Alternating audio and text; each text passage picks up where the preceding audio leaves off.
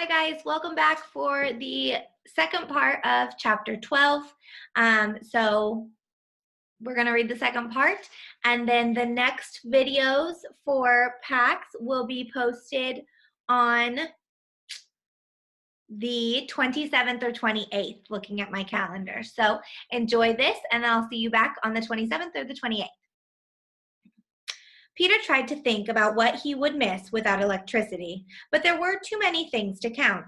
He chased out the last bit of peach, the fork rattling against the empty jar. Vola's back was still turned to him, so he lifted the jar to drain the last drops of syrup. But wait, how do you get the ice? He asked. I've got a refrigerator out on the porch. It's gas. So is the stove and the water heater. I've got everything I need. She set two pale blue plates down on the table. Peter's mouth watered at the smell of the food, but he waited. Vola wasn't finished, he sensed. I have everything that I need, Vola sat. I have peace here. Because it's so quiet? No, because I'm exactly where I should be, doing exactly what I should be doing. That is peace. Now eat. Peter bit into his sandwich. The cheese was hot and runny all the way through, the bread fried crisp and brown. He broke off a corner out of force and of habit and was about to reach down when he remembered. There was no fox under the table. He wondered if Pax was missing him as much as he missed his fox right now. Don't you get lonely out here? I see people. B. Booker, librarian. Robert Johnson, bus driver. I see people. She got up, brought the frying pan over, and slid another sandwich onto his plate. Eat. Peter ate, thinking about what she'd said about peace. When he finished, he licked the buttery crumbs from his fingers. What do you mean? You're doing exactly what you should be doing. Do you work? Of course I work. The garden is 1/2 acre and the orchard is twice that size. I'm planting beans and okra today. Maybe get to replacing the seal on the well pump. There's always plenty to do here. But you don't go to a job, make any money? How do you buy things like all those tools in the barn? Like, he waved around the cabin, all your stuff. Vola hoisted herself onto the counter and then held out her wooden leg and wrapped it with a spatula. My country pays me a little blood money every month in exchange for my leg. She dropped the spatula into the sink and shook her head. A Dableman deal. Turns out my leg wasn't that valuable to them. Wish they'd told me that before they sent me scouting in a minefield, because I liked my leg. It was a good leg. Not much to look at, maybe, but it worked fine. It ran me clear into the next town when Deirdre Callahan and I set fire to her father's woodshed in 6th grade, and it kicked the smile off Henry Valentine's face when he tried to give me a hug in the next year. I could go on. A leg is a very big price to pay. Every day, every single day. I wish I had my leg back.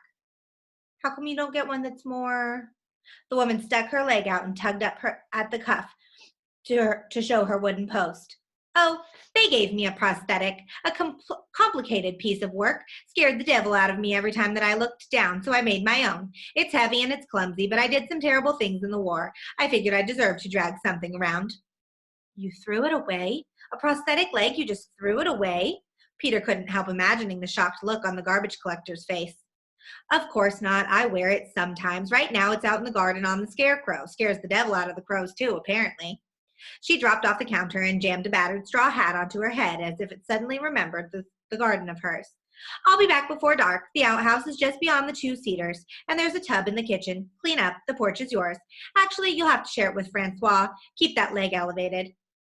Who's Francois? Again, Vola's short bark of a laugh startled Peter. She tipped her head towards the door, which led out to a screened porch. He's probably out there napping right now, lazy old thief. She crossed out to the door, looked out, and then nodded. Come see. Peter levered himself off the chair and onto his crutches. Vola held the door open and waved towards the wooden bin. Peter saw a pair of dark-ringed eyes peering out at him.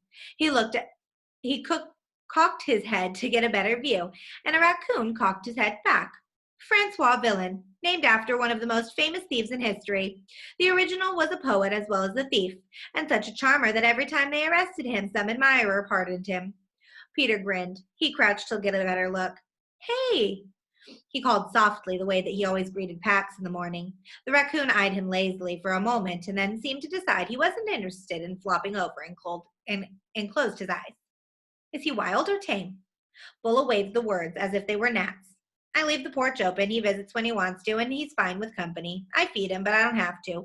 He stays fat enough on his own. We've come to a little agreement about the chicken coop. He leaves all the girls alone, and I scramble up eggs every now and then. He's a companion. That's the best word. She pointed to a beam spanning from the ceiling. Tomorrow you can do some pull-ups, but today stay off that leg and keep it elevated. Above your heart is best. She nodded to the refrigerator.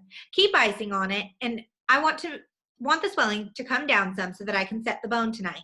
Mix a spoonful of willow bark in water every few hours for pain. Peter nodded, then dropped into a hammock hanging from the beams, exhausted. Vola started to leave, but paused in the doorway and turned around to study him. She crossed her arms over her chest, an unreadable expression on her face. What? Just wondering, she said. You staying out here on the porch, what do you suppose that makes you? Wild or tame? And that's the end of chapter 12. Don't forget to come back next week, and we will start a whole new set of chapters, starting with chapter 13. I'll see you then.